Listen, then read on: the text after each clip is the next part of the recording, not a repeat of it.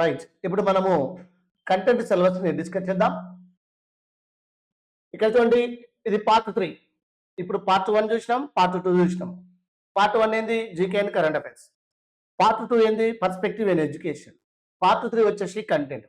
Right. Already మనం GK current affairs 10 మార్కులు అనుకున్నాం. కంటెంట్ పర్స్పెక్టివ్ ఎడ్యుకేషన్ 10 మార్కులు అనుకున్నాం. నెక్స్ట్ వచ్చేసి కంటెంట్కి వచ్చేసి 44 మార్కులు, 16 మార్కులు వచ్చేసి methodology.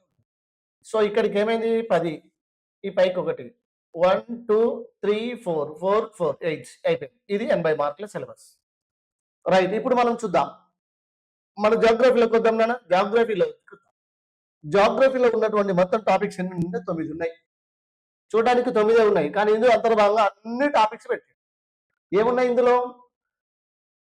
Introduction of solar system, అంటే సౌర కుటుంబం ఏదైతే ఉందో సౌర కుటుంబం యొక్క పరిచయం. అంటే సౌర కుటుంబం అంటే ఏంది, సౌర కుటుంబంలో గ్రహాలేంది, ఉపగ్రహాలేంది, గెలాక్సీలేంది, పాలపొంత అంటే ఏంది, టోటల్ గా సౌర కుటుంబం గురించి మాట్లాడు. ఎన్ని గ్రహాలు ఉన్నాయి, అంతర్గ్రహాలు ఏమున్నాయి, బాహ్య గ్రహాలు ఏమున్నాయి, జోవే ప్లానెట్స్ అని ఏంటంటాము, టెరెస్ట్రియల్ ప్లానెట్స్ అని ఏంటంటాము, ఓకే, ఇట్లా ఉచ్చ గ్రహాలు అంటే నిమ్న గ్రహాలు అంటే ఏమున్నాయి, ఇలా టోటల్ గా సోలార్ సిస్టమ్ అంటే సౌర కుటుంబం గురించి ఉంటుంది. నెక్స్ట్ వన్ ఏమిటి ఇక్కడ? ఒరిజిన్ ఆఫ్ ఎర్త్, భూమి పుట్టుక. భూమి ఎలా ఏర్పడింది అంటే జిగ్సా పజిల్ సిద్ధాంతం ప్రకారంగా ఉంది, బిగ్ బ్యాంగ్ సిద్ధాంతం ప్రకారంగా ఉంది, ఓకే, ఆల్ఫ్రెడ్ వెజ్జినర్ సిద్ధాంతం ప్రకారంగా ఉంది, లేదా లిటిల్టన్ సిద్ధాంతం ప్రకారంగా ఏ విధంగా, లేదా లాప్లేస్ సిద్ధాంతం ప్రకారంగా ఏ విధంగా ఏర్పడింది మన సౌర కుటుంబం, ఆ సౌర కుటుంబం నుంచి భూమి ఏ విధంగా ఏర్పడింది, ఇట్లా మనము భూమి పుట్టుకకు సంబంధించిన సిద్ధాంతాలను ఇక్కడ డిస్కస్ చేసుకుంటాం. అలాగే తీసుకున్నట్లయితే గ్రాహకాల పరికల్పన సిద్ధాంతం, చాంబర్లిన్ అండ్ మౌల్టన్ అనే ఇద్దరు వ్యక్తులు ప్రతిపాదించిన సిద్ధాంతం గ్రాహకాల పరికల్పన సిద్ధాంతం. మన గ్రాహకాల పరికల్పన సిద్ధాంతం ఏంది? ఇలా ఒక్కొక్క అంశాన్ని మాట్లాడతాం. ఇక next motions off the earth, motions off earth అంటే భూచలనాలు, భూభ్రమణం అంటే ఏంది, భూపరిభ్రమణం అంటే ఏంది, వీటి గురించి మాట్లాడతాం. లాటిట్యూడ్స్ అండ్ లాంగిట్యూడ్స్, అక్షాంశాలు మరియు రేఖాంశాలు. అక్షాంశం అంటే ఏంది, రేఖాంశం అంటే ఏంది, మొత్తం అక్షాంశాలు ఎన్ని ఉన్నాయి, మొత్తం రేఖాంశాలు ఎన్ని ఉన్నాయి. లాటిట్యూడ్స్ అనే ఆంగ్ల పదము ఏ భాష, లాటిట్యూడో అనేటువంటి లాటిన్ భాషా పదం నుంచి, లాంగిట్యూడ్ అనే ఆంగ్ల పదం లాంగిట్యూడో అనే లాటిన్ భాషా పదం నుంచి. అసలు ప్రపంచంలో ప్రధానమైన అక్షాంశాలు ఏమున్నాయి, ప్రధానమైన రేఖాంశాలు ఏమున్నాయి, అంతర్జాతీయ రేఖ ఏది, అంతర్జాతీయ కాలమాన రేఖ ఏది, అంతర్జాతీయ దినరేఖ ఏది, ఎన్ని రేఖలకు కాలం మారుతుంది, ఎన్ని రేఖలకు గంట సమయం అవుతుంది, ఒక్కొక్క రేఖ భూమికి ఎదురుగా వచ్చి అంటే సూర్యునికి ఎదురుగా వచ్చి ఒక రేఖ వెళ్ళి ఇంకో రేఖ రావడానికి ఎంత టైం పడుతుంది, అదే రేఖ రావడానికి ఎంత టైం పడుతుంది, ఇలాంటి అంశాలు మనం ఇక్కడ ఎర్త్ మోషన్స్ మరియు లాటిట్యూడ్స్ అండ్ లాంగిట్యూడ్స్ లో డిస్కస్ చేయడం జరుగుతుంది. రైట్. ఇంకేమంటుంటే ఫైండింగ్ టైం అంటే సమయాన్ని లెక్కించడం. ఇది ఇంపార్టెంట్, ప్రతిసారి ఇక్కడ నుంచి బిట్ వస్తుంది మనకు. అవి ఏ విధంగా వస్తుందో మనం క్లాస్ లో చూసుకుందాం. అర్థమవుతుందా? ఒక్కొక్క రేఖ, ఒక రేఖ వెళ్ళి సూర్యునికి ఎదురు ఇంకో రేఖ రావాలంటే పట్టే సమయం 4 నిమిషాలు. అట్లా 15 నాళ్ళు 60 అంటే 15 రేఖలకు 60 నిమిషాలు అంటే ఒక గంట సమయం పడుతుంది. అట్లా ఎన్ని 15 రేఖలు దాటితే సూర్యునికి ఎదురుగా అన్ని గంటల సమయం పడుతుంది. అట్లా ప్రపంచం మొత్తాన్ని 24 స్థానిక కాలమాన రేఖలుగా వర్గీకరించడం. తూర్పార్ధగోళంలో 12, పశ్చిమార్ధగోళంలో 12, ఇట్లాంటివన్నీ కూడా మనం డిస్కస్ చేద్దాం. ఇంగ్లాండ్ లో ఉదయం 9 గంటల సమయం అవుతున్నప్పుడు భారతదేశంలో ఎంత సమయం అవుతుంది అంట. అంటే అక్కడికి మధ్య రేఖలు ఎన్ని, ఆ రేఖలకు ఒక్కో రేఖకు ఎంత సమయం ఉంది, ఆ సమయం వచ్చిన దాన్ని నిమిషాలు బై 60 తోటి క్యాలిక్యులేట్ చేస్తే అవర్స్ వస్తుంది. అది తూర్పార్ధగోళం అయితే పెంచుకుంటాం, పశ్చిమార్ధగోళం అయితే తగ్గించుకుంటాం. అంటే టైం క్యాలిక్యులేషన్, ఇంటర్నేషనల్ సమయం అంటే అంతర్జాతీయ సమయాన్ని మరియు స్థానిక సమయాన్ని లెక్కించడం వెరీ వెరీ ఇంపార్టెంట్ ఏరియా. ఇక్కడ మనం తర్వాత మాట్లాడుకుందాం. నెక్స్ట్ ఎర్త్స్ ఇంటీరియర్, భూమి యొక్క అంతర్భాగం, భూపటలం, భూప్రవహారం, భూకేంద్ర మండలం అంటే ఏంది, భూపటలం అంటే ఏంది, భూప్రవహారం అంటే ఏంది, భూమి లోపలికి వెళ్తుంటే ఏ విధంగా ఉంది, ఘన స్థితిలో ఏముంది, ద్రవ స్థితిలో ఏముంది, ప్లాస్మా స్థితిలో ఏముంది, ఓకేనా. ఇందులో మనకు ఉన్నటువంటి మళ్ళా అంతర్గత లేయర్స్ కూడా ఉంటాయి, ఓకేనా. ఆ విధంగా తీసుకున్నట్లయితే మరి ఎంత లోతు వరకు ఉన్నది, భూపటలం ఎంత లోతులో ఉంటుంది, భూప్రవహారం ఎంత లోతు వరకు ఉంటుంది, భూకేంద్రం అనేది ఎంత లోతు వరకు ఉంటుంది, ఇలాంటి అంశాలన్నీ కూడా మనం ఇంటీరియర్ ఆఫ్ ది ఎర్త్ ఇది మనకు 9th క్లాస్ లో కనిపిస్తుంది. అవి తర్వాత చూసుకుందాం.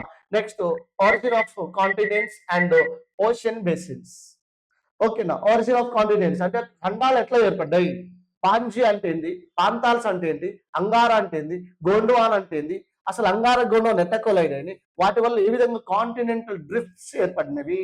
అదే మనకి రూట్ చూడండి, వెజినర్స్ థియరీ ఏంటది? Continental drift theory. Continental drift theory దాన్ని ఏమంటాం మనము? ఖండాలు ఏర్పడ్డటువంటిది అనమాట. అంటే దీన్ని మనం పలక విరూపక సిద్ధాంతం అంటాం. కాంటినెంటల్ డ్రిఫ్ట్ థియరీ దాన్ని ఖండ చలన సిద్ధాంతం. అన్ని ఖండాలు ఒక దగ్గరగా ఉండి ఒకదాని కొద్ది దూరంగా కొద్ది దూరంగా జరిగి జరిగి జరిగి ఇప్పుడున్నటువంటి ఆకృతిలోకి వచ్చిందని చెప్పారని మనము కాంటినెంటల్ డ్రిఫ్ట్ థియరీ అంటాం. దాని తెలుగులో మనం ఏమంటాం అంటే ఖండ చలన సిద్ధాంతం. ఖండ అంటే ఖండాలు కాంటినెంట్స్, చలనం అంటే మూమెంట్. అర్థమైందా? ఇది సిద్ధాంతం థియరీ అంటే ఖండాలు చలించినాయి అనేటువంటి చెప్పడమే ఖండ చలన సిద్ధాంతం. అది మనం డీటెయిల్ గా మ్యాప్ ఓరియంటేషన్ లో చాలా డీప్ గా డిస్కస్ చేద్దాం. ఇది శిలావరణంలో భాగంగా మనకు 9th క్లాస్ లో వస్తుంది, తర్వాత మనం మాట్లాడుకుందాం. Next, earthquakes and volcanoes and finding and faults. ఇక్కడ earthquakes and volcanoes, earthquakes అంటే భూకంపాలు, వాల్కనోస్ అంటే అగ్నిపర్వతాలు. మరి ప్రపంచంలో భూకంపాలు ఎక్కడ వస్తవి? భూకంపాల అధ్యయన శాస్త్రాన్ని ఏమంటాము? ఓకేనా? సిస్మాలజీ అంటే ఏంది, సిస్మోగ్రాఫ్ అంటే ఏంది, సిస్మోగ్రామ్ అంటే ఏంది, ఓకేనా? అలాగే అల్ట్రాయ్ స్కేల్ అంటే ఏంది, ఓకేనా? మెర్కెలీ స్కేల్ అంటే ఏంది, రిక్టర్ స్కేల్ అంటే ఏంది, షింటో స్కేల్ అంటే ఏంది, ఓకేనా? అలాగే తీసుకున్నట్టయితే ఇలా మనకు భూకంపాలకు సంబంధించి మరి భూకంపాలు ఎస్ తరంగాలు, పి తరంగాలు, ఎల్ తరంగాలు, మరి ఈ తరంగాలు ఏ తరంగాల వల్ల ఎక్కువ నష్టం జరుగుతుంది? ఇలా టోటల్ గా ఎర్త్క్వేక్ జోన్స్ ఎన్ని ఉన్నాయి భారతదేశంలో? ప్రపంచ స్థాయిలో అత్యధికంగా భూకంపాలు సంభవించే ప్రాంతం ఏంది? Pacific fire ring of Pacific region ఎంత వస్తాయి? మిడ్వల్ మౌంటైన్ బెల్ట్ ఎంత వస్తాయి? ఆఫ్రికా డ్రిఫ్ట్ వ్యాలీలు ఎంత వస్తాయి? అసలు ప్రపంచంలో భూకంపాలు ఎన్ని వస్తాయి సుమారు సంవత్సర కాలానికి? ఏవి భూకంప జోన్ లో ఉన్నాయి? మరి ఆస్ట్రేలియా ఎందుకు భూకంపాలు రావు? ఎందుకు ఎక్కువ జపాన్ లో భూకంపాలు సంభవిస్తాయి? ఇట్లాంటి అంశాలన్నీ కూడా మనం మనం క్లాస్ లో డిస్కస్ చేసుకుందాం. నేను ఇక్కడ ఏం చేస్తున్నా ఇక్కడ ఏం చేస్తున్నట్టే సిలబస్ లో ఏ అంశాలు ఉంటాయి అనేది ఒక ఓవరాల్ వ్యూ క్రియేట్ చేస్తున్నా. మీకు వీడియోని కొద్దిగా స్లోగా పెట్టుకొని నిదానంగా వినడానికి ప్రయత్నం చేయండి. తద్వారా మీకు ఆ టాపిక్ లో ఈ అంశాలు ఉంటాయని మీకు ఒక ఐడియా వస్తుంది. ఇక ఏమున్నది? వాల్కనోస్, అగ్నిపర్వతాలు. మరి అగ్నిపర్వతాలు అంటే ఏంది? అగ్నిపర్వతాలలో క్రియాశీల అగ్నిపర్వతాలు అంటే ఏంది, నిద్రాణ అగ్నిపర్వతాలు అంటే ఏంది, విలుప్త అగ్నిపర్వతాలు అంటే ఏంది, పేలే విధానాన్ని బట్టి తీసుకున్నట్లయితే కేంద్రీయ ఉద్భేదన అగ్నిపర్వతాలు అంటే ఏంది, ఓకేనా? భ్రంశోద్భేదన అగ్నిపర్వతాలు అంటే ఏంది, ప్రపంచంలో అత్యధికంగా అగ్నిపర్వతాలు ఏ ప్రాంతంలో విస్ఫోటనం చెందుతున్నాయి, మరి మధ్యపర్వత మేఘలు ఎంత శాతం, ఒక ఆఫ్రికా డ్రిఫ్ట్ వ్యాలీలు ఎంత శాతం, ఇట్లా మనకు అగ్నిపర్వతాల మీద డిస్కస్ చేద్దాం. మరి ఇటీవల కాలంలో పేలినటువంటి అగ్నిపర్వతాలు ఏమైనా ఉన్నాయా? అగ్నిపర్వతాలు పేలినప్పుడు ఏ ఏ అంశాలు, భౌతిక అంశాలు అంటే ఏ ఏ పదార్థాలు విడుదల అవుతున్నాయి? పొగ వస్తుందా, బూడిద వస్తుందా, వాటర్ వస్తుందా, నీళ్ళు వస్తున్నాయి అంటే బురద వస్తుందా, యాష్ వస్తుందా, గ్యాసెస్ వస్తాయా, ఓకేనా? వాల్కనిక్ బాంబ్స్ వస్తున్నాయా? ఏం సంభవిస్తవి? ఇలా నేను ఒక టాపిక్ ని ఓవరాల్ గా చెప్పేస్తున్నా చూడండి. అంటే ఇందులో ఇవి ఉంటాయని అర్థం. ఈ సమయంలో మరి ఫోల్డింగ్స్ అండ్ ఫాల్ట్స్, ఎక్కడ భ్రంశాలు చెందినాయి, ఎక్కడ ఒరులు ఏర్పడ్డాయి, అంటే భూమి ఎగుడు దిగుడుకు ఎక్కడ ఉంది, ఎక్కడ ఒత్తుకోవడం జరిగింది, కంప్రెషన్ ఎక్కడ జరిగింది, డైవర్జెంట్ ఎక్కడ జరిగింది, ట్రాన్స్వర్జెంట్ ఎక్కడ జరిగింది, ఇలా గలితశిలా విన్యాసం అంటే ఏంటి, ఇట్లాంటివన్నీ ఇక్కడ వస్తాయి. సింపుల్ గా చెప్పాలంటే ఇగో ఇక్కడ సోలార్ సిస్టమ్ నుంచి మొదలు పెడితే ఇక్కడ వరకు ఇదంతా శిలావరణానికి సంబంధించి లిథోస్ఫియర్ కి సంబంధించిన రిలేషన్స్ ఉండే టాపిక్ ఇవన్నీ కూడా. నెక్స్ట్ ఇక రెండో టాపిక్ వద్దాం, climate. Climate is nothing but ఇది క్లైమటాలజీ. అదే 9th క్లాస్ లో తీసుకున్నట్లయితే దీన్ని వాతావరణం అంటే అట్మాస్ఫియర్ అని అంటాము. మరి atmosphere is different, climate is different. 30 years past period of the physical factors average condition can you have consisting, that is climate. 1 day physical factors ఎప్పుడైతే మనం చెప్తామో అది వాతావరణం. మరి ఇక్కడ క్లైమేట్ అంటారు. ఈ క్లైమేట్ లో అంతర్భాగం ఏముంది? అట్మాస్ఫియర్. వాటి కంపోజిషన్స్ ఏమున్నాయి, అటు స్ట్రక్చర్ ఏ విధంగా ఉంది, మరి కంపోజిషన్స్ ఏముంటాయి? సాలిడ్స్ ఉంటాయి, లిక్విడ్స్ ఉంటాయి, గ్యాసెస్ ఉంటాయి, బయోటిక్ ఫ్యాక్టర్స్ ఉంటాయి, ఎబయోటిక్ ఫ్యాక్టర్స్ ఉంటాయి. సింపుల్ గా చెప్పాలంటే it is mixture of gases, combination of the physical and biological factors of the combination of the air layer, that is atmosphere. ఇంకేం చెప్పొచ్చు? స్ట్రక్చర్ ఏ విధంగా? ట్రోపో ఆవరణం అంటే ఏంది, స్ట్రాటో ఆవరణం ఏంది, ట్రోపో ఆవరణం ఏంది, మీసో ఆవరణం ఏంది, థర్మో ఆవరణం ఏంది, ఎగ్జో ఆవరణం ఏంది, ఏ ఆవరణ ఎంతెత్తు వరకు, ఎందులో విమానాలు ఉంటాయి, ఎందులో శాటిలైట్స్ ఉంటాయి, ఎందులో మనకు స్పేస్ స్టేషన్ ఉంది, ఎందులో మీటియారాయిడ్స్ బర్న్ అవుతాయి, ఏ ప్రాంతంలో పీడన జడవాయువులు వీస్తుంటవి, ఏ ఆవరణలో వీస్తుంటాయి, ఎక్కడ మేఘాలు మేఘావృతం అవుతుంది, ఎక్కడ మేఘాలు ఏ ఆవరణలు ఉంటాయి, సిర్రస్ మేఘాలు ఏ ఆవరణలు ఉంటాయి, జెట్ విమానాలు ఏ ఆవరణలో ప్రయాణిస్తాయి, నీటి ఆవిరి ఏ ఆవరణలో ఉంటుంది. ఇలా ప్రతి అంశాన్ని కూడా ఒక్కొక్క అంశాన్ని మనం కూలంకషంగా ఆరాలు పేరాలు తీసుకొని మనం డీటెయిల్ గా చదువుకుందాం. రైట్, మనం చూద్దాం. అలాగే తీసుకున్నట్లయితే ఇన్సోలేషన్, సూర్యపుటం. భూమి సూర్యుడి నుంచి వచ్చే ఉష్ణోగ్రతను తీసుకుంటుంది. Earth surface receives of the sun temperature, sunlight, that is insolation. మరి ఇన్సోలేషన్ అంటే ఏముంది? సోలార్ రేడియేషన్, సౌర వికిరణం. సూర్యుడి నుంచి విడుదలయ్యేటువంటి ఉష్ణ శక్తిని సౌర వికిరణం అంటాం. అది ఏంటిది? అలాగే టెంపరేచర్ అంటే ప్రెషర్ అంటే ప్రెషర్ బెల్ట్స్ ఏమున్నాయి, విండ్స్ ఏమున్నాయి, సైక్లోన్స్. సో ప్రెసిపిటేషన్ సింపుల్ గా చెప్పాలంటే వాతావరణం. ఇక్కడ ఏమన్నాడు? సోలార్ అయిపోయింది. టెంపరేచర్ ఉష్ణోగ్రత, ఉష్ణోగ్రతలో రకాలు. మళ్ళీ ఉష్ణోగ్రతని సెల్సియస్ లో కొలుస్తామా, కెల్విన్ లో కొలుస్తున్నామా, ఫారెన్హీట్ లో కొలుస్తున్నామా, హైయెస్ట్ టెంపరేచర్ ఎక్కడ, లోయెస్ట్ టెంపరేచర్ ఎక్కడ రికార్డ్ అయింది వరల్డ్ లో. రైట్, ఇట్లా మొత్తం టెంపరేచర్ ప్రభావితం చేసే అంశాలు ఏమున్నాయి? ఇలాంటి అంశాలు. టెంపరేచర్, ఇన్సోలేషన్ అంటే ఏంది, ఎర్త్ రేడియేషన్ అంటే ఏంది, సోలార్ రేడియేషన్ అంటే ఏముంది, వాతావరణం ఏ ప్రక్రియ ద్వారా వేడెక్కుతుంది, భూమి ఏ ప్రక్రియ ద్వారా వేడెక్కుతుంది, అసలు అంతరిక్షం నుంచి ఎంత ఉష్ణోగ్రత మనం తీసుకుంటుంది భూమి. ఇలాంటి అంశాలని కంప్లీట్ గా టెంపరేచర్ సంబంధించిన వచ్చే టాపిక్ ఉంటుంది, మనం మాట్లాడతాం. ప్రెషర్ అంటే పీడనం. పీడనం అంటే ఏంది? పీడనాన్ని కొలిచే పరికరాలు ఏమున్నాయి? బారోమీటర్ అంటే ఏంది? ఆర్ద్రత మాపిడి అంటే ఏంది? అసలు ఆర్ద్రత పీడనంలో ఏమున్నాయి స్పెసిఫిక్ అంటే మనకు నిర్దిష్ట ఆర్ద్రత అంటే ఏంది, ఓకే, సాపేక్ష ఆర్ద్రత అంటే ఏంది, విశిష్ట ఆర్ద్రత అంటే ఏంది, ఆర్ద్రతను కొలిచే పరికరాలు ఏమున్నాయి, హైయెస్ట్ పీడనం ఎక్కడ నమోదైంది, లోయెస్ట్ పీడనం ఎక్కడ నమోదైంది, ఇలా పీడనాలకు సంబంధించిన అంశాలన్నీ మనం మాట్లాడుతున్నాం. ఇక పీడనాల ప్రెషర్ అంటే ప్రెషర్ బెల్ట్స్. భూమధ్య రేఖ అల్పపీడన మేకలు ఎక్కడ ఉంది, ఉపాయన రేఖ అధిక పీడన మేకలు ఎక్కడ, సమస్యతో ధ్రువ అల్పపీడన మేకలు ఎక్కడ, ధ్రువ అధిక పీడన మేకలు ఎక్కడ, అక్కడ ప్రపంచ పవనాలు అంటే వ్యాపార పవనాలు అంటే ధ్రువతూర్ పవనాలు అంటే అసలు ఆ పవనాలు ఎలా వీస్తాయి, ఏ దేశం నుంచి వీస్తాయి, నైరుతి పవనాలు ఎక్కడ ఉంటాయి, పశ్చిమ పవనాలు ఎక్కడ ఉంటాయి, ధ్రువతూర్ పవనాలు ఎక్కడ ఉంటాయి, ఇలా తీసుకున్నట్లయితే పీడనాల గురించి ఉంటుంది. అంటే ప్రెజర్ బెల్ట్ అర్థమైతే మనకు విండ్స్ అంటే పవనాలు, భూమికి క్షితిజంగా వీచేటువంటి గాలులని పవనాలు అంటారు. గాలి పవనం ఎప్పుడైనా అధిక పీడనం నుండి అల్ప పీడనానికి ప్రయాణిస్తుంది. వాటి గురించి చూద్దాం. నెక్స్ట్, సైక్లోన్స్, తుఫానులు. హిందూ మహాసముద్రంలో సంభవించే తుఫానులని సైక్లోన్స్ అంటాం. పసిఫిక్ మహాసముద్రంలో సంభవిస్తే టైఫూన్స్ అంటాం. ఆస్ట్రేలియాలో సంభవిస్తే విల్లి విల్లి అంటాం. అమెరికాలో సంభవిస్తున్న టోర్నాడోల్స్ అంటాం. అర్థమవుతుందా? ఇలా ప్రపంచ స్థాయిలో ఉన్నటువంటి తుఫానులు, సైక్లోన్స్, టోర్నడోల్స్, ఏ పదాలు ఎట్లా వచ్చినాయి, అసలు ఇప్పటి వరకు వచ్చిన సైక్లోన్స్ ఏంది, ఉద్దుత్ అంటే ఏంది, హెలెన్ అంటే ఏంది, లైలా అంటే ఏంది, మజ్ను అంటే ఏంది, మజ్ను రాలే, లైలా అంటే ఏంది, ఓకే, ఓకే అంటే ఏంది, వార్త అంటే ఏంది, ఓకే, జెల్ అంటే ఏంది, ఇలా మనకు కమింగ్ ఏమేమి తుఫాలు రాబోతున్నాయి, అసలు తుఫాలకు పేర్లు ఎప్పుడు పెట్టారు, మొట్టమొదటిసారిగా ఎక్కడ తుఫాలకు పేర్లు పెట్టారు, ఇప్పటి వరకు రెండో లిస్ట్ ఎప్పుడు వచ్చింది, మన భారతదేశం ఎన్ని పేర్లు ఇచ్చింది, ఇలాంటి అంశాలన్నీ కూడా మనం ఇక్కడ మాట్లాడుతున్నాం. ప్రిసిపిటేషన్ అంటే సింపుల్ గా దీన్ని అవపాతం. అవపాతం అంటే కింద పడడం.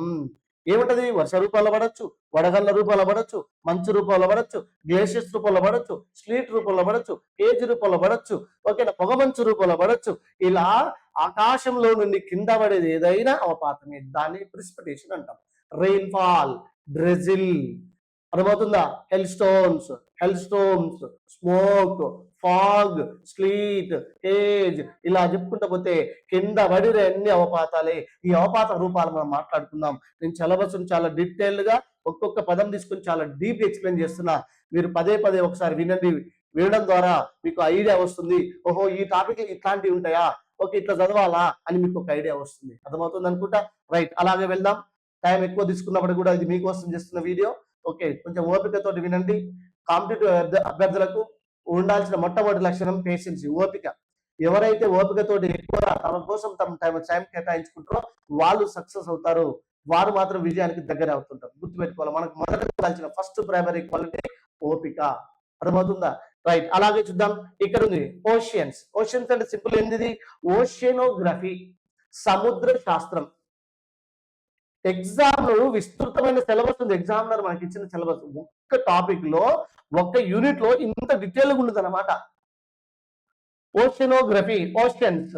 మరి ఇక్కడ distribution of the water bodies. ప్రపంచ స్థాయిలో వాటర్ బాడీస్ ఎట్లా డిస్ట్రిబ్యూట్ అయినాయి, సముద్రాలు అంటే ఏంది, మహాసముద్రాలు అంటే ఏంది, హైడ్రోలాజికల్ సైకిల్స్, నీటి చక్రం ఏముంది, నీళ్ళు ఏ విధంగా ఆవిరైతాయి, ఆవిరైన నీరు మేఘాలుగా మారడం, మేఘాలు ప్రయాణించిన మేఘాలు మరి ద్రవీభవనం చెందిన మేఘం అవపాతం చెందడం, అంటే కింద వర్షం లాగా పడడం, అది భూమి మీద ప్రవహించడం, రన్ ఆఫ్ వాటర్ ఉపరితల ప్రవాహంగా మారడం, కొంత నీరు భూగర్భ జలంగా మారడం, ఆ తర్వాత మళ్ళీ సముద్రంలో కలవడం, సముద్రంలో కలిసి నీళ్ళు మళ్ళా ఆవిరి కావడం, వేడెక్కిన నీరు ఆవిరి అవుతుంది, ఆవిరైన నీరు మేఘాలు అయితే, ఇట్లా ఒక హైడ్రలాజికల్ సర్కిల్ ఉంటుంది. దాన్ని జల చక్రం అంటారు.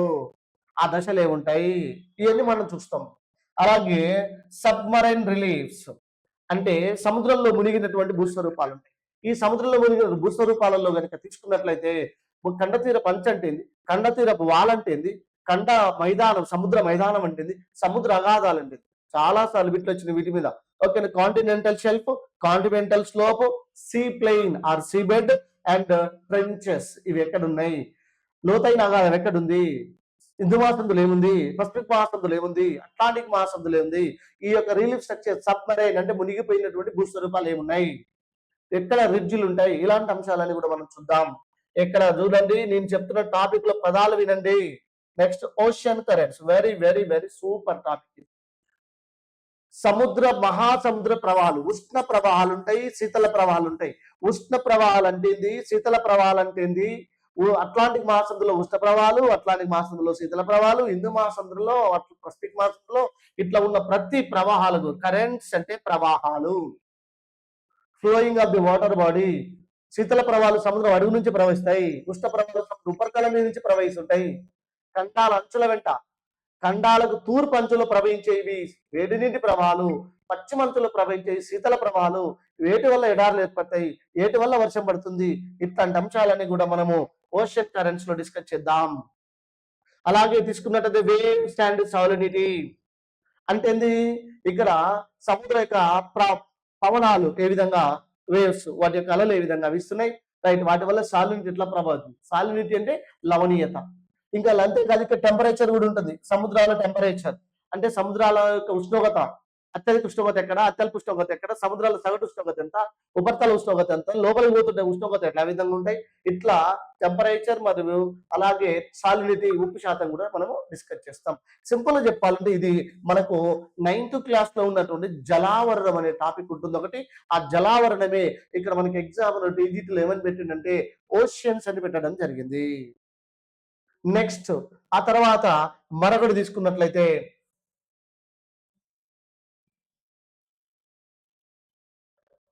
4th యూనిట్ చూద్దాం. ల్యాండ్ ఫార్మ్స్, భూస్వరూపాలు. ఈ భూస్వరూపాల్లో మౌంటైన్స్ ఉన్నాయి, ప్లాట్యూస్ ఉన్నాయి, ప్లెయిన్స్ ఉన్నాయి. భూస్వరూపాలు పర్వతాలు కండ పర్వతాలు ఉంటాయి, మృత పర్వతాలు ఉన్నాయి, అవశిష్ట పర్వతాలు ఉంటాయి, అగ్ని పర్వతాలు ఉంటాయి. వాటి గురించి మనం మాట్లాడుతున్నాం. అలాగే తీసుకున్నట్టయితే ప్లాట్యూస్ పీఠభూములు, ప్లెయిన్స్ మైదానాలు, ఇవన్నీ కూడా ప్రాథమిక భూస్వరూపాలు ఉన్నాయి, ద్వితీయ భూస్వరూపాలు ఉన్నాయి, తృతీయ భూస్వరూపాలు ఉంటాయి. ఇలాంటివన్నీ కూడా మనము ఇక్కడ చూద్దాం. నెక్స్ట్ బయోస్పియర్ అంటే తెలుగులో దీన్ని జీవావరణం అంటాం. ఇది 9th క్లాస్ లో ఉన్న సిలబస్, రైట్. జీవావరణం, టైప్స్ ఆఫ్ ఎకోసిస్టమ్, జీవావరణం ఏ విధంగా ఉంది, బయోస్పియర్స్. అలాగే ఎకలాజికల్ బ్యాలెన్స్, జీవ వైవిధ్యం ఏ విధంగా ఉంది. అలాగే బయోడైవర్సిటీ జీవ వైవిధ్యం ఏ విధంగా వివిధ ప్రాంతాలు ఎలా ఉంటుంది. నెక్స్ట్ అలాగే తీసుకుంటే కన్జర్వేషన్స్, బయోడైవర్సిటీ కన్జర్వేషన్ అంటే సంరక్షణ ప్రాంతాలు అనమాట. ఓకేనా, పక్షి సంరక్షణ కేంద్రాలు కావచ్చు, ఏనుగుల సంరక్షణ కేంద్రాలు కావచ్చు, పులుల సంరక్షణ కేంద్రాలు కావచ్చు, వన్యప్రాణి సంరక్షణ కేంద్రాలు కావచ్చు. ఓకే, బయోడైవర్సిటీ బయోస్పియర్స్ కావచ్చు. ఓకే, ఇవన్నీ కూడా మనకి ఏంటంటే బయోడైవర్సిటీలో భాగమే, జీవ వైవిధ్యం, రైట్. అలాగే ఇదంతా కూడా సింపుల్ గా మనకు గడ్డి భూములు కావచ్చు, అడవులు కావచ్చు, వెజిటేషన్స్, ఎక్కడ ఏ రకమైన అడవులు, అక్కడ ఎలాంటి జీవజాతులు ఉన్నాయి, ఇలాంటివన్నీ కూడా మనకు జీవావరణలో మనం డిస్కస్ చేయడం జరుగుతుంది. సతతరిత అరణ్యాలు అంటేంది, అధసత అరణ్యాలు అంటేంది, భూమతరేఖ సతతరిత అంటేంది, ఉష్ణమండల సతతరితరణ్యాలు, సమశీతోష్ణ మండల సతతరితరణ్యాలు అంటేంది, మధ్యధర రకం అడవులు అంటేంది, ఓకే, ధ్రువ ప్రాంతాల్లో ఉన్న వృక్ష సంపద ఏంది, టైగా ప్రాంతాల్లో ఉన్న వృక్ష సంపద ఏంది, సవాన్నా గడ్డి భూములు అంటేంది, ప్రైరీ గడ్డి భూములు అంటేంది, స్టెప్పీ గడ్డి భూములు అంటేంది, డౌన్లు గడ్డి భూములు అంటేంది, వెల్లుల్లి అనే గడ్డి భూములు అంటేంది, ఆల్ఫా అనే గడ్డి ఎక్కడ పెడుతుంది, లానరోజ్ అనే గడ్డి ఎక్కడ పెడుతుంది, అసలు ఏంటి గడ్డి భూములు, ఎక్కడ జంతు సంపద ఉంటుంది, ఎక్కడ వృక్ష సంపద ఉంటుంది, ఇలాంటివన్నీ కూడా మనం బయోస్పియర్ లో డిస్కస్ చేద్దాం. పడిస్తారు రేపు ఎగ్జామ్ లో. ఈ కింది వాణిలో ఒక చెట్టు పేరిచ్చి అది ఎక్కడ ఉందంటారు. ఉదాహరణకు లిప్ లేకులు, బటర్ క్లప్పులు, వయోలైట్లు ఏ ప్రాంతాల్లో కనిపిస్తాయి, సింకోనా, సీడారు, వెదురు అనేవి ఏ ప్రాంతాల్లో కనిపిస్తాయి? ఎబోని, మహాగని, సింకోనా, సీడారు, వెదురు, రబ్బరు, ఫర్రు, ఫైను, చెస్టునట్టు, వాల్నట్టు, కైరు, ఉర్రా, రోడోడెండ్రాన్లు, సంపెంగ, మఫుల్, మద్ది, ఐని, తెల్సూర్, గుర్జర్, స్ప్రూర్స్, దేవదారు, ఓకు, కాకు, లార్చు, బిర్చు, ఇలా తీసుకుంటే ఒక్కొక్క చెట్టు పేరు ఇచ్చి వాటి లక్షణాలు ఇచ్చి బిట్లు అడుగుతాడు. నాది గ్యారంటీ. జాగ్రఫీలో బిట్టు పోకుండా చెప్పే బాధ్యత నాది. అర్థమవుతుందా? మనం క్లాస్లో డీటెయిల్ గా మాట్లాడుకుందాం. నెక్స్ట్ ఇక 6వది. ఇక్కడ మొత్తం ఏముంది సార్? Indian geography. సింపుల్, ఒకటే పదం. మరి భారతదేశ భూగోళ శాస్త్రం. భారతదేశ భూగోళ శాస్త్రం. మరి భారతదేశ భూగోళ శాస్త్రం అంటే సింపుల్ గా ఇండియన్ జాగ్రఫీ. ఇప్పటి వరకు మాట్లాడుకున్న 5 యూనిట్లు ఏంది? World geography. మరి ఇండియన్ జాగ్రఫీలో వచ్చేసి మనకి సింపుల్ గా మళ్ళీ 15 టాపిక్స్ ఉంటాయి. 15 టాపిక్స్, లిటరల్ గా 15 టాపిక్స్. మీకు అర్థమవుతుందో లేదో ఇప్పుడు నేను దీన్ని బట్టి చెప్తే, వరల్డ్ జాగ్రఫీ ఉంటుంది, ఇండియన్ జాగ్రఫీ ఉంటుంది, ఏపీ వాళ్ళకైతే ఏపీ జాగ్రఫీ ఉంటుంది, తెలంగాణ వాళ్ళకైతే తెలంగాణ జాగ్రఫీ ఉంటుంది. ఇది సింపుల్. అంటే 3 జాగ్రఫీలు ఉంటాయి. మరి 44 మార్కులే మనకు వచ్చే మొత్తం కలిపితే. ఒకటి మళ్ళీ ఓన్లీ జాగ్రఫీ కాదు, 4 జాగ్రఫీ, హిస్టరీ, ఎకానమీ, పాలిటీ 4 కలిస్తే వచ్చేది 44 మార్కులు. మళ్ళీ అందులో ఒక్క జాగ్రఫీలోనే మనకు world geography, Indian geography, AP geography. అంటే ఎట్లుందో అర్థమవుతుందా? సిలబస్ చాలా విస్తృతమైన సిలబస్ ఉంటుంది, కానీ క్వశ్చన్లు వచ్చే సంఖ్య తక్కువ. ఇంకో విషయం ఏంటంటే మనకు ఒక క్వశ్చన్ కు 2 మార్కులు. ఇక్కడ గమనించాలి, ఇక్కడ ఒక క్వశ్చన్ కు 2 మార్కులు అంటే 80 క్వశ్చన్స్ కు 160 మార్క్స్. డిఎస్ఎల్ అట్లా కాదు, 2 క్వశ్చన్లు కలిపి ఒకటే మార్క్. అంటే ఒక క్వశ్చన్ హాఫ్ మార్క్, ఇక్కడ ఒక క్వశ్చన్ కు 2 మార్కులు.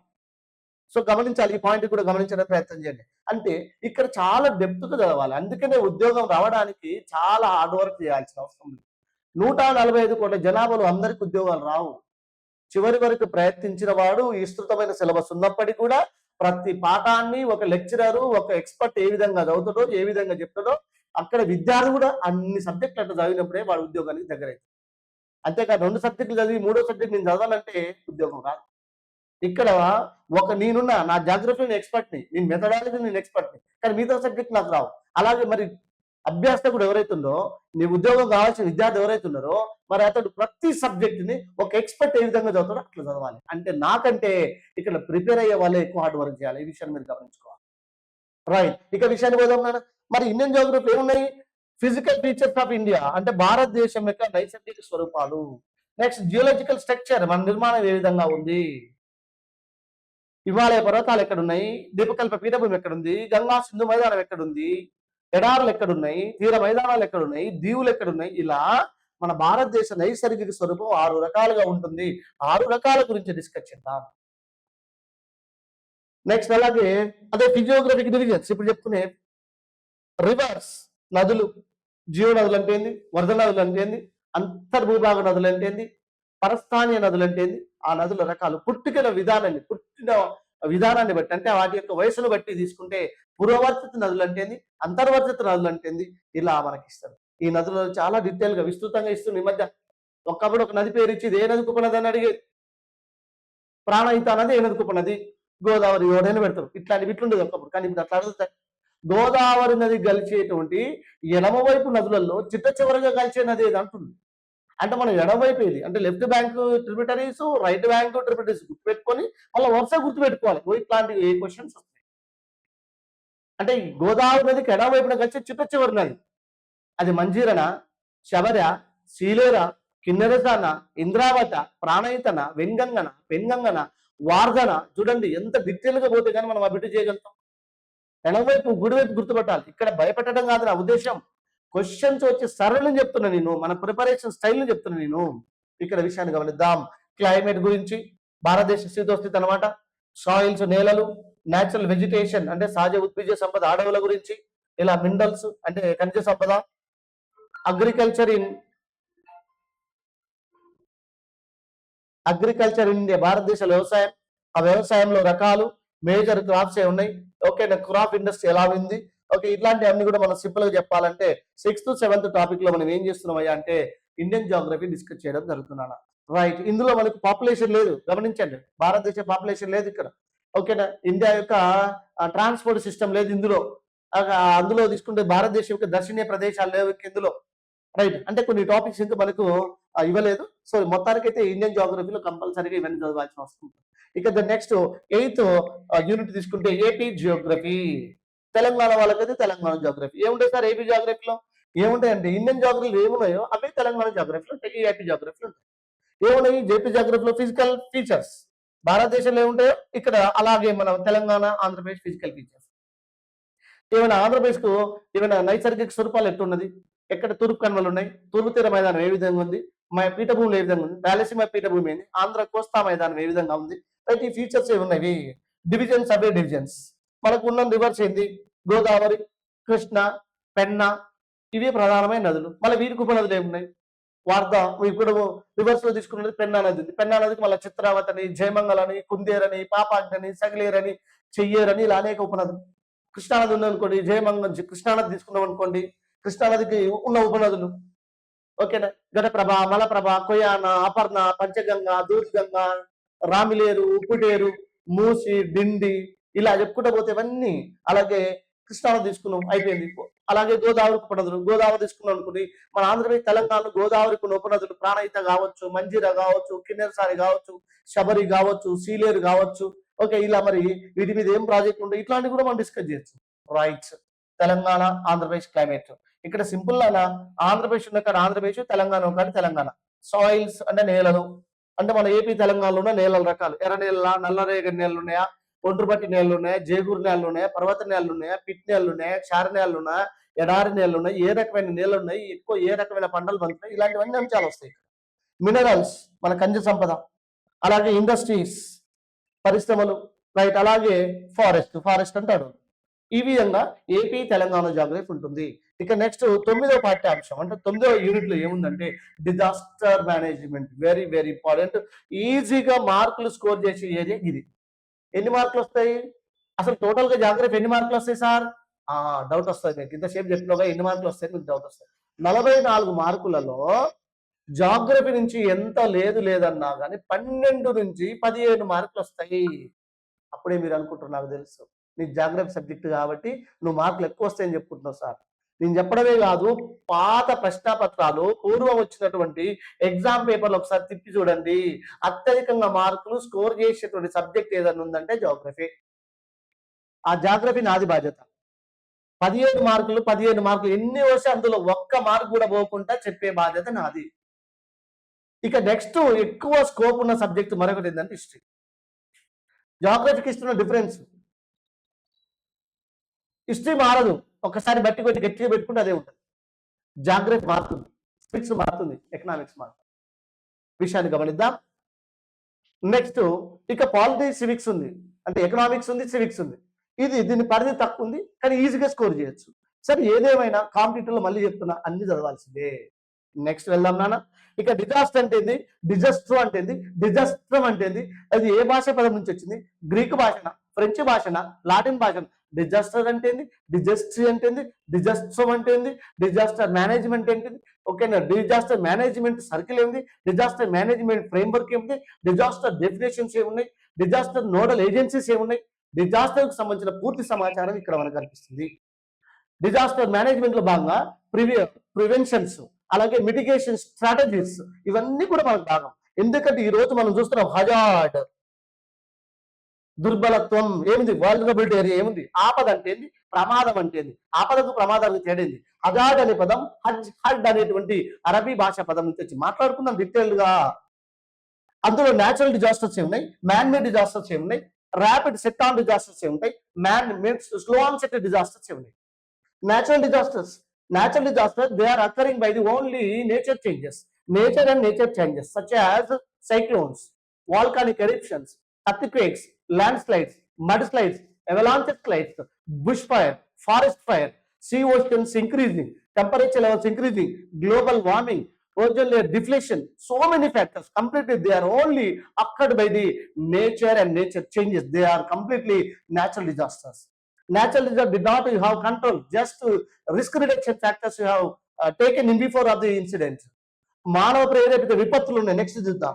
మరి ప్రకృతిపరమైన విపత్తులు ఏవైతున్నాయో వీటిని మనం కంట్రోల్ చేయలేము. మరి ఏముంటాయి, వాటి విధానాలు ఏమున్నాయి, వాటికి నేచురల్ డిజాస్టర్ మేనేజ్మెంట్ యాక్ట్ ఎప్పుడు వచ్చింది, దాన్ని ఎప్పటి నుంచి అమల్లోకి వచ్చింది, మొత్తం విపత్తులు ఎన్ని రకాలు ఉన్నాయి, అత్యున్నత committee J S K C Pant committee ఎప్పుడు ఏర్పాటు చేశారు, ఇలాంటి అంశాలన్నీ మనం ఇక్కడ డిజాస్టర్ మేనేజ్మెంట్ లో బాగా చూద్దాం. నెక్స్ట్ చూద్దాం మ్యాన్ మేడ్ డిజాస్టర్ అంటే మానవ కారక విపత్తులు. దే ఆర్ ఓన్లీ అక్కడ బై ది మ్యాన్ ఇన్సిడెంట్స్, మనిషి కారణాల వల్ల వస్తాయి. Such as man negligence, man experimental failures, man incidents. మనం ప్రమాదవశాత్తు చేయొచ్చు, మనము నిర్లక్ష్యం వల్ల చేయొచ్చు, మనము చేసే ప్రయోగాలు విఫలం కావడం వల్ల చేయొచ్చు. మొత్తానికి ఇది man made disaster. Man made disasters always have control due to the effective actions when you have implemented prevention strategies and mitigation strategies when you have implemented in before of the incident. Completely man-made disasters controlled and risk reduction completely decreasing. చూద్దాం next తీసుకుంటే components of the disaster management. Components pre disaster phase, disaster phase, post disaster phase. Prevention అంటే ఏంది, mitigation అంటే ఏంది, ఇలాంటి అంశాలన్నీ చూద్దాం. అలాగే రిహాబిలిటేషన్ ఎప్పుడు చేస్తాము, రీకన్స్ట్రక్షన్ ఎప్పుడు చేస్తాం, రికవరీ ఎప్పుడు చేస్తాం, ఓకేనా, రెస్పాన్స్ ఎప్పుడు ఉంటుంది, ఇట్లా ప్రీ డిజాస్టర్ లో పోస్ట్ డిజాస్టర్ లో ఏమేమి చర్యలు తీసుకుంటామో అదంతా కూడా సింపుల్ గా disaster management. Disaster management is nothing but pre disaster phase, post disaster phase, what are the actions you have taken, this total process simply called as disaster management. ఇట్లాంటి అంశాలు ఇందులో మళ్ళీ స్లో ఆన్సెట్ డిజాస్టర్, కొన్ని విపత్తులు చాలా నిదానంగా వస్తాయి. Such example drought అంటే కరువు నిదానంగా వస్తుంది, బట్ ఒక్కసారి స్టార్ట్ అయినందుకు దాని పరిణామం చాలా తీవ్రంగా ఉంటుంది. అలాగే నిదానంగా ఏంది గ్లోబల్ వార్మింగ్ ఎఫెక్ట్, ఇది స్లో ఆన్సెట్ డిజాస్టర్. అలాగే సాయిల్ ఎరోషన్, భూక్రమక్షం జరగడం, అది slow onset disaster. Forest means deforestation, అడవులు తరిగిపోవడం, అది నిదానంగా సంభవించే విపత్తు. Pandemic situation, epidemic situation, slow onset disasters. Such example corona virus. అలాగే rapid set on disaster, volcanic eruption. Rapid set means they are occurring simply, it will be taken as some fraction of seconds and minutes, sometimes hours also. For example, lightning, మెరుపు సెకండ్లలో వచ్చిపోతుంది, పిడుగులు పడడం సెకండ్లలో వచ్చిపోతుంటుంది, flash floods, volcanic eruption, earthquake, landslide, mudslide, accidents, these are the factors rapidly occur. మరి ఇలాంటప్పుడు what are the prevention strategies you have implemented, what are the mitigation strategy implemented, ఇవన్నీ మనము ఇక్కడ డిస్కస్ చేస్తాం. ఎందుకంటే ప్రస్తుతం ఉన్న సమయంలో అత్యధికంగా విపత్తులు అనేవి ఎక్కువ మొత్తంలో, ఇప్పుడు యుద్ధాలు జరుగుతున్నాయి, ఇరాన్ పైన యుద్ధం జరుగుతుంది, ఇది మ్యాన్ మేడ్ డిజాస్టర్. మరి ఈ విపత్తులలో ఏం చేయాలి, ఇలాంటి అంశాలన్నీ కూడా సింపుల్ గా మనం మాట్లాడు. చూడండి ఎంత విస్తృతమైన సిలబస్ మనం మాట్లాడుకుంటున్నాము. ఇదంతా ఓన్లీ జాగ్రఫీ. ఇట్లా మనం హిస్టరీ చెప్పుకోవాలి, ఇట్లా మనం సివిక్స్ చెప్పుకోవాలి, ఇట్లా ఎకనామిక్స్ చెప్పుకోవాలి. ఇది మనకి ఇక్కడ ఉన్న సిలబస్. ఓకే బెట్ అక్కడికి